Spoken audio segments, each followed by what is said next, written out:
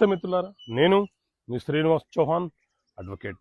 మిత్రులారా, ఒక వ్యక్తికి ఇద్దరు భార్యలైతే ఇద్దరు భార్యల పిల్లలు వారసత్వంగా వచ్చిన ఆస్తిని సమానంగా బాగా పంపిణీ చేసుకున్న తర్వాత ఒక భార్య కుమారుడు వివాహం కాకముందే మరణించాడు అనుకోండి.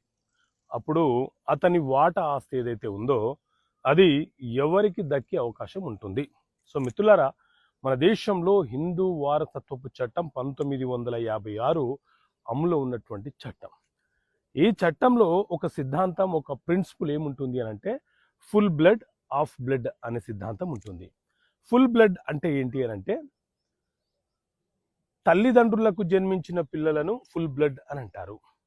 అలాగే సవతి పిల్లలను మరియు మొదటి భార్య యొక్క పిల్లల యొక్క రిలేషన్షిప్ని ఆఫ్ బ్లడ్ అని అంటారు. అయితే మొదటి భార్య పిల్లలు రెండో భార్య పిల్లలు ఆస్తులను పంచుకున్న తర్వాత మొదటి భార్య పిల్లల్లో ఎవరైనా ఒకరు మ్యారేజ్ కాకుండా చనిపోతే అతని వాటా అతని తోబుట్టువుకు మాత్రమే దక్కుతుంది, కానీ రెండో భార్య పిల్లలకు దక్కడానికి అవకాశం ఉండదు. అదే రెండో భార్య పిల్లలో ఎవరైనా సరే పంచుకున్న తర్వాత వివాహం కాకుండా మరణిస్తే వారి వాటా కూడా రెండో భార్య పిల్లలకు మాత్రమే